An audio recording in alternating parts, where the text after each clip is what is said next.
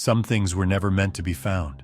Strange encounters have haunted the deepest forests for centuries, stories dismissed as myths, footprints ignored, survivors silenced. But what if the legends are real? A blood-stained cabin, a vanished hiker, a shadowy figure on a lonely highway. Each tale whispers the same chilling truth. Something massive, something intelligent, something lurking just beyond the trees. The question isn't whether it exists. The question is, when will it find you? On the night of July 18, 1937, a brutal thunderstorm rolled through the Adirondack Mountains, New York. Heavy rain battered the trees, and lightning streaked across the sky, lighting up the vast wilderness for seconds at a time. Deep in the forest, 6 vacationers had taken shelter in an old wooden cabin, miles away from the nearest town. The group had planned a peaceful retreat. They were young and adventurous, seeking fresh air and escape from their busy city lives. Among them was Henry Lawson, a school teacher from Albany who loved nature but rarely had the time to explore it. His younger brother, Walter Lawson, was a factory worker with a loud personality and a fearless attitude. Their childhood friend, Joseph Carter, was an experienced hiker who had visited the Adirondacks before. He had promised the group that the area was safe, though he now regretted that confidence. Alongside them were Alice Harding and Margaret Evans, best friends since childhood, who had saved for months to afford this trip. They were excited to be away from the city's noise, looking forward to the sound of birds in the morning and the scent of pine trees around them. The last in the group was Samuel Wright, an experienced hunter.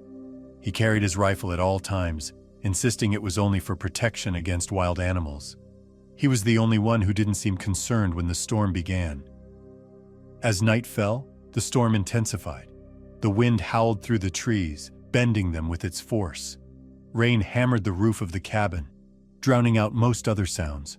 Inside, the 6 travelers huddled near the fireplace, listening to the thunder rumbling through the valley. Then, through the chaos of the storm, a sound reached them. It was distant at first, something between a growl and a scream. They froze, their eyes wide with fear. Moments later, a loud thud echoed against the cabin walls, then another. It was as if something massive was testing the strength of the old wooden structure. A shadow moved past the window. It was huge, far larger than any human. For a moment, there was silence. Then suddenly, the front door exploded inward. A powerful force ripped through the cabin, sending wooden splinters flying. The lanterns flickered as a monstrous silhouette stepped inside. The travelers could barely process what they were seeing. It was tall, covered in dark fur, with massive hands that could crush bone with ease. Its eyes reflected the firelight, glowing with an unnatural intensity. Panic erupted. Samuel grabbed his rifle, but before he could aim, the creature swung one massive arm, knocking him across the room. Joseph tried to reach the back door, but a giant hand grabbed him, lifting him off the ground like a child's toy. The others screamed, stumbling over each other in desperation. The creature let out a deep, guttural roar, shaking the walls of the cabin. Henry tried to pull Alice toward the window, but the monster moved too fast. The storm outside raged on, but inside the cabin, the real nightmare had begun. The walls were splattered with blood, the wooden floor shaking under the weight of the beast.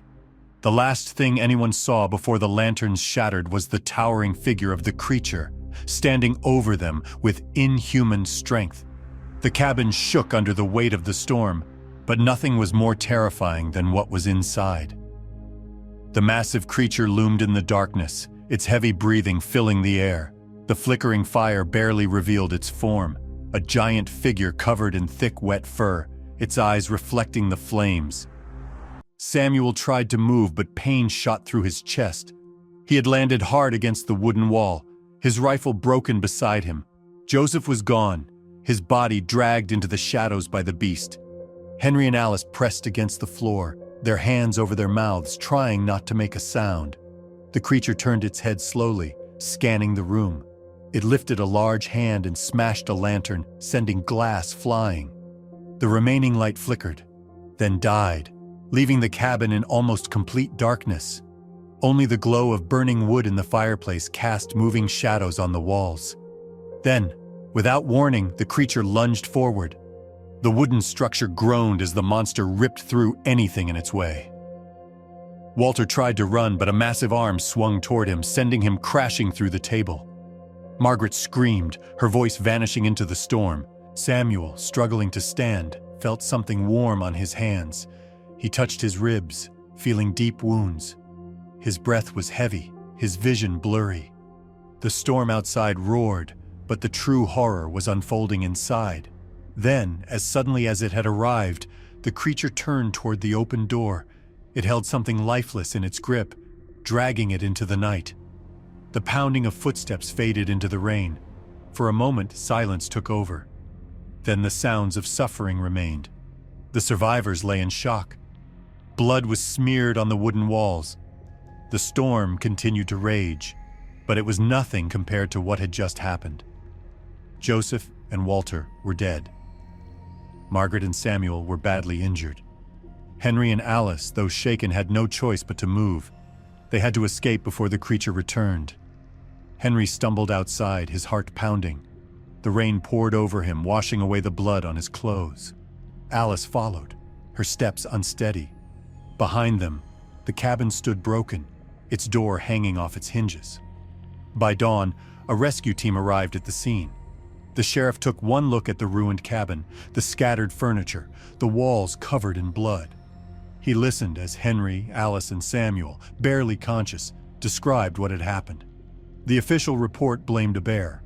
The authorities dismissed the survivors' descriptions, insisting that a large predator had broken into the cabin, causing the chaos. But when the team searched the muddy ground outside, they found something impossible to explain. The footprints left behind were too large, too deep, too strange. Some measured nearly 20 inches long, pressed deep into the earth, far beyond the size of any known animal in the region. No bear left tracks like that. No bear walked on two legs. Villagers whispered about the stories, the old warnings passed down for generations.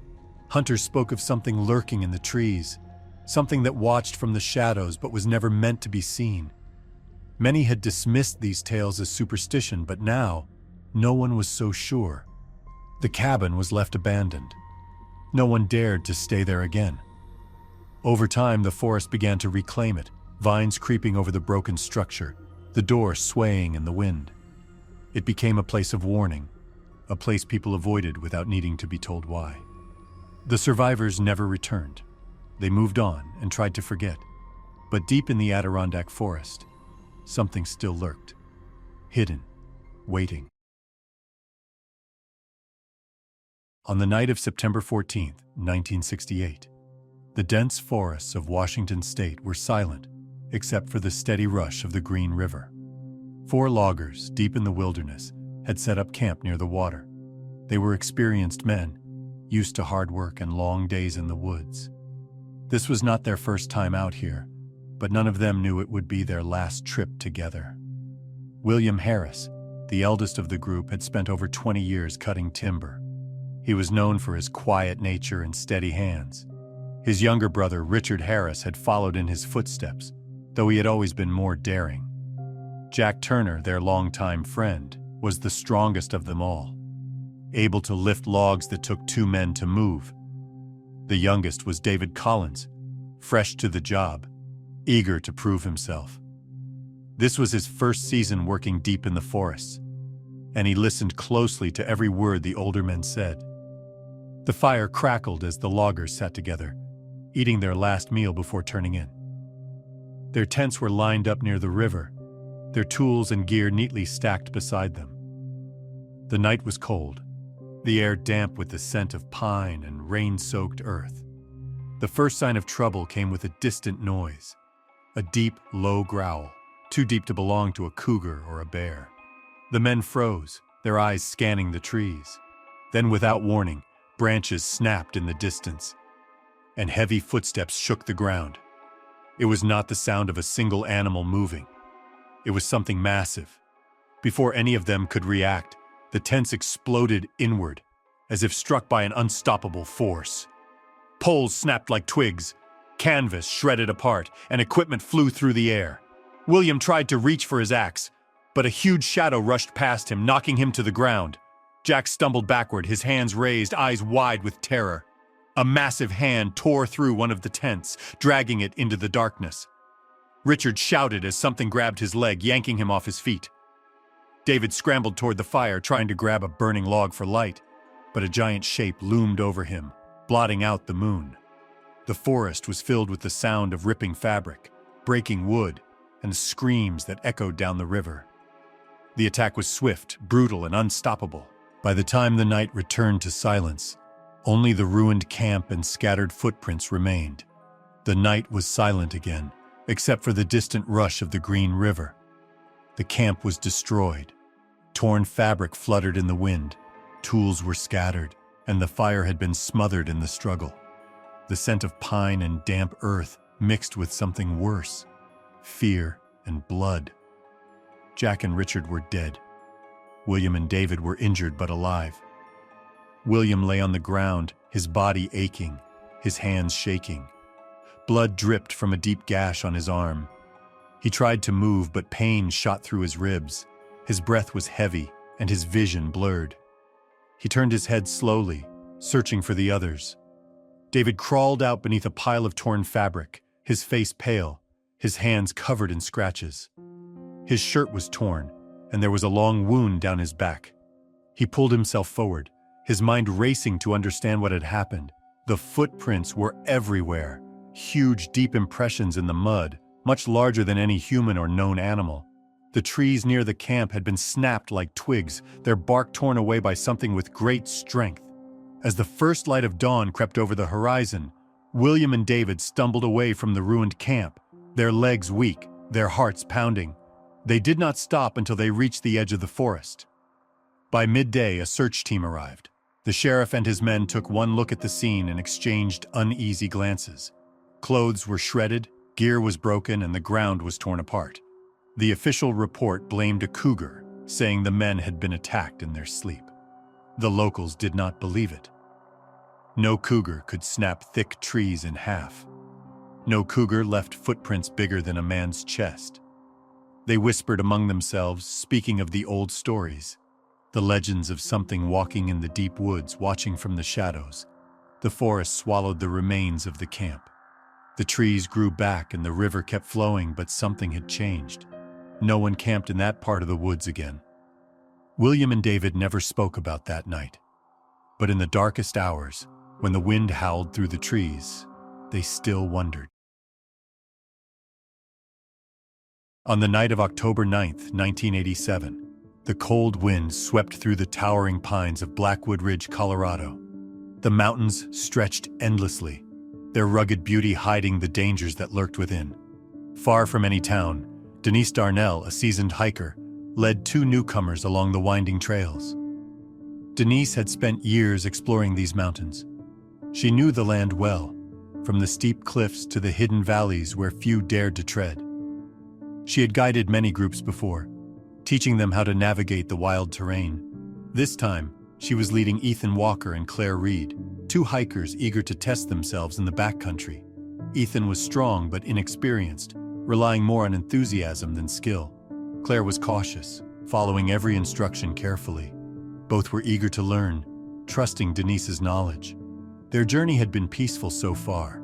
The sound of the wind through the trees, the distant rush of a mountain stream, and the crackle of their fire at night. As the full moon rose over the ridge, the three sat near their small fire, listening to the quiet sounds of the forest. The air was crisp, the stars sharp against the night sky. Then a deep growl broke the silence. It was not the sound of a bear, it was low, powerful, and unnatural. The three froze, listening. The growl came again, this time closer. Something heavy moved between the trees, the snapping of branches echoed in the darkness. Denise stood, scanning the woods. The firelight did little to push back the shadows. The sound of footsteps, slow and deliberate, reverberated through the trees. Whatever was out there was big. Without warning, a massive shape exploded from the underbrush. The firelight caught a glimpse of thick fur, immense shoulders, and two glowing eyes. It moved fast, faster than anything that size should. Before anyone could react, it slammed into Denise, knocking her to the ground. Ethan and Claire scrambled backward, their eyes wide with terror. The beast let out a deep, guttural snarl, shaking the trees around them. It towered over Denise, its massive form blocking out the moon. Denise tried to move, but the creature's weight pinned her down. Her pack ripped open, gear spilling onto the dirt. The fire flickered as if afraid, its light casting long, twisting shadows. Ethan turned and ran toward the darkened trail, Claire right behind him. Their minds screamed for them to keep going, to get as far away as possible. Behind them, the sounds of struggle faded into the night. The wind howled through Blackwood Ridge, carrying with it a name whispered in fear for generations. The forest was silent except for the wind moving through the trees. The fire had almost burned out, its light barely flickering. Denise lay on the cold ground, her breath shallow. Her pack was torn open, the straps ripped as if by claws. The air smelled of damp earth and something else, something wild, something unnatural. Denise was badly wounded. Pain surged through her body, but she forced herself to stay awake. The weight on her chest was gone. The creature had disappeared into the night, leaving behind only broken branches and deep tracks in the dirt. The sound of rushing footsteps faded down the ridge. Far away, Ethan and Claire reached the nearest hunting trail, their legs weak, their hands shaking. They had fled without looking back. The only thought in their minds was to find help. The mountains stretched for miles, the nearest ranger station far beyond the trees. They ran until their bodies could not take another step. By morning, a search and rescue team arrived. The sun had risen, casting long shadows across the destroyed campsite. Investigators moved through the area, their boots crunching over fallen branches. They found Denise lying near the remains of the fire, barely conscious but alive. Her clothes were shredded, her skin covered in scratches and bruises. Nearby, her torn backpack was scattered across the dirt. The rescuers helped her stand, but she could barely move. She had survived, but the attack had left her badly injured. Denise was alive but severely injured. The search team studied the area. The trees had deep gouges, the bark torn away by something powerful. Saplings had been snapped in half. They found massive footprints pressed deep into the earth, far larger than any human or known animal. Officials later reported that it might have been a bear. They claimed Denise had been surprised at night, her pack attracting the animal. But those who had seen the sight knew better. The claw marks were too wide, the footprints were too deep, the destruction was too great. Locals whispered about what really happened. They spoke in hushed voices about the legends passed down for generations, stories of something that watched from the trees, something few had ever seen and lived to tell. The ridge remained quiet. No one camped there again. The trail leading to the site was left to nature, the trees reclaiming the space where something massive had walked. Denise never returned to the mountains. Ethan and Claire never spoke of that night. But in the depths of the Blackwood Ridge, something still moved, hidden in the shadows. On the evening of August 22, 1974, the remote Woodbine Gully in Montana lay silent beneath the darkening sky. Towering cliffs and thick pine forests surrounded the valley, cutting it off from the world beyond. The only sounds were the distant rush of a river and the occasional call of an owl. 4 hikers had set up camp after an unexpected mudslide had stranded them deep within the wilderness. The group had planned a simple weekend hike, but now they were miles from the nearest town with no way forward and no easy way back. They had radioed for help, but they knew it could take time for a rescue team to reach them. They had food, water, and shelter, but something about the gloomy, quiet valley made them uneasy. Leading the group was Thomas Wright, a seasoned outdoorsman who had been hiking since he was young. He was careful, experienced, and had always trusted nature, until now. His younger brother, Daniel Wright, had joined the trip for adventure, eager to test himself against the wild. He was strong, confident, and never backed down from a challenge. The third hiker, Olivia Mills, was a wildlife photographer who had spent years documenting remote landscapes. She had always believed that nature was more beautiful than dangerous. The last in the group was Ethan Rhodes, a geologist fascinated by Montana's rugged landscapes. He had studied the valleys and mountains but had never expected to be trapped in one. As the sun slipped behind the cliffs, the hikers gathered around their makeshift camp. The fire flickered against the dark, and the wind carried the scent of damp earth from the mudslide. The air was cold, and the night stretched before them like an endless shadow. Then, without warning, a roar shattered the silence. It was deep, too loud to be a bear, too unnatural to be the wind. It echoed through the valley, bouncing off the rock walls and carrying into the trees. The hikers sat frozen, their hearts pounding. The sound had weight, a vibration that rattled through the ground beneath them. A heavy crack came from the woods nearby. A tree snapped as if something massive had moved through it. Thomas grabbed his flashlight, scanning the darkness beyond the fire. Nothing. Just trees, the slope of the land, and deepening shadows. Then came the footsteps, slow, deliberate, heavy. Ethan's breath hitched as he turned toward the sound. The fire cast long shadows, making the trees seem like figures in the dark. Something was out there, watching. The footsteps stopped. A deep, heavy exhale pushed through the air, close but unseen. The wind shifted, carrying the smell of damp fur, of something old, something wild. Then, in an instant, chaos erupted. The trees shook as something large crashed toward the camp. A tent collapsed as one of the hikers stumbled backward, sending supplies flying. Olivia grabbed her camera, but before she could lift it, something massive rushed past her, a blur of darkness. Thomas shouted, grabbing Daniel by the arm. Ethan tripped, his hands scraping against the dirt as he scrambled away. A shadow moved between them, too fast to follow. Then, just as suddenly as it had begun, the valley fell silent again. Something was gone. Or someone. The fire flickered weakly, and the wind carried the scent of disturbed earth. The hikers turned toward the spot where one of their own had been standing just moments before. There was nothing left but torn fabric, broken gear, and long, unsettling drag marks leading into the dark. The fire crackled weakly as the wind moved through the trees. The valley was silent again, but the air felt thick with something unseen. The three remaining hikers stood frozen, staring at the spot where their friend had been. Ethan was missing.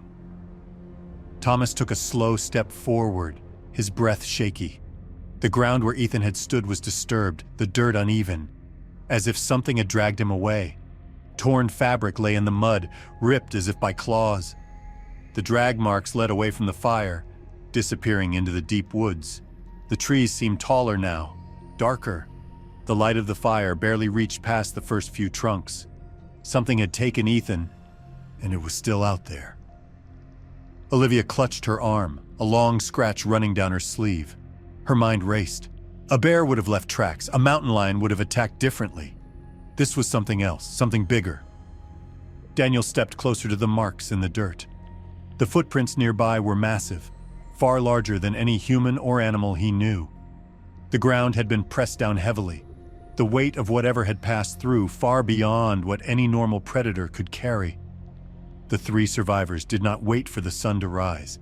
They gathered what little they could carry and moved quickly, never looking back.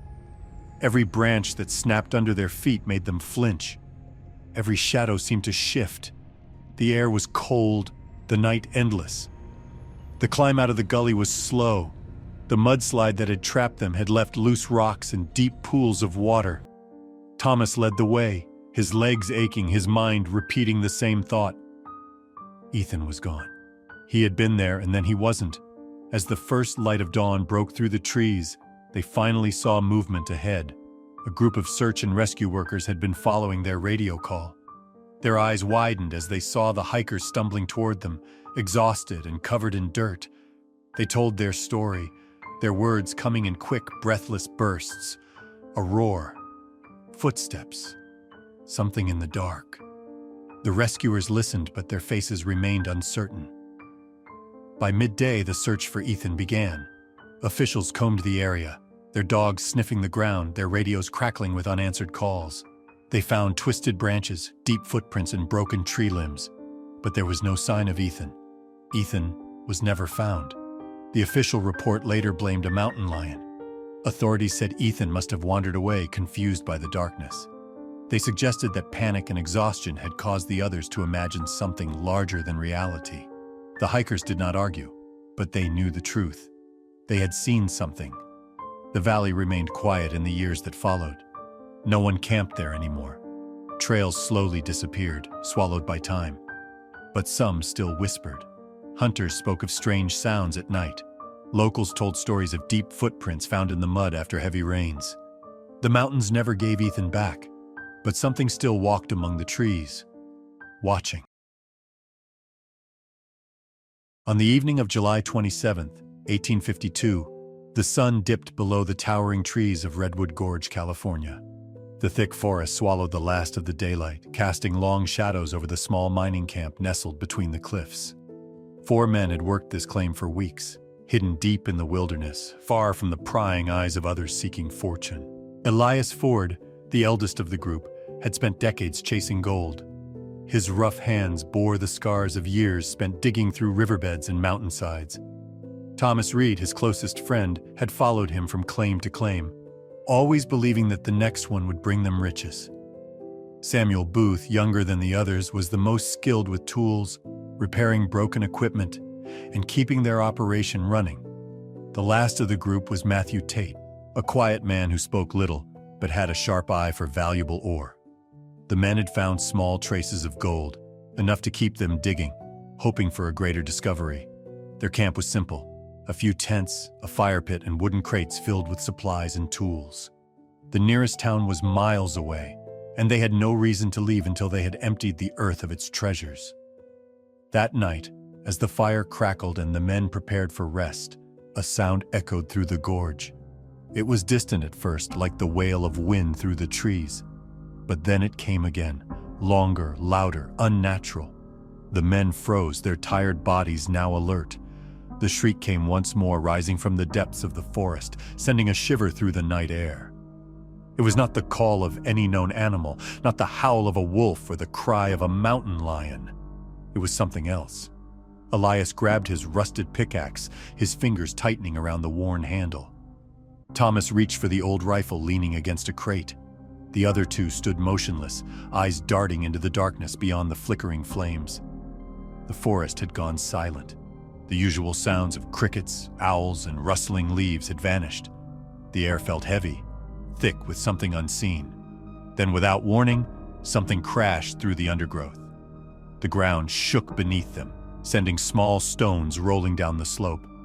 A massive shadow moved beyond the firelight, its shape unnatural, towering, and powerful. The men stepped back, the hair on their arms rising. The creature did not run. It stalked forward, slow and deliberate. The first impact came fast. A crate exploded into splinters, wood flying in all directions. Another crash followed as a tent collapsed under a sudden, violent force. The men scattered, their voices lost in the panic. The fire flickered wildly, casting distorted shapes on the trees. Samuel turned to run, but tripped over broken supplies. Matthew stumbled backward, gripping his shovel, his breath short and panicked. A deep, guttural growl filled the gorge, louder than any bear, deeper than any beast known to them.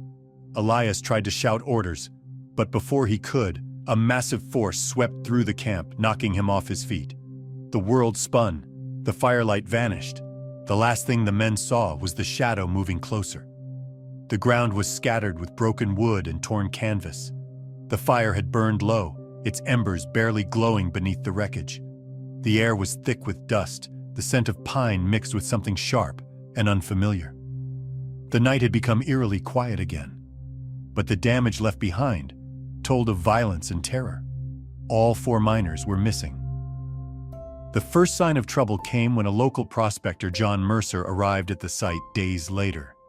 He had heard of the small claim and had planned to stop by, hoping to trade supplies. But when he reached the clearing, there was no sign of the men. What he found instead was blood smeared on the wooden crates, their contents spilled across the dirt. The tents were torn open, their cloth shredded as if by claws or massive hands. Picks and shovels lay snapped in half, scattered between deep gouges in the ground. Mercer stood frozen, his pulse quickening. The camp looked as if it had been ripped apart in a fit of rage, but by what, he could not tell. The air felt wrong, heavy with something unseen. The silence pressed in on him as if the trees themselves were watching. By the time he reached town and told the authorities, a search party was already forming. They set out at dawn, rifles in hand, following the rough trail toward Redwood Gorge. The first thing the searchers noticed was the tracks leading away from the camp. They were massive, far too large for any known animal. The shape of the toes was strange, wide, and spread apart, unlike a bear's.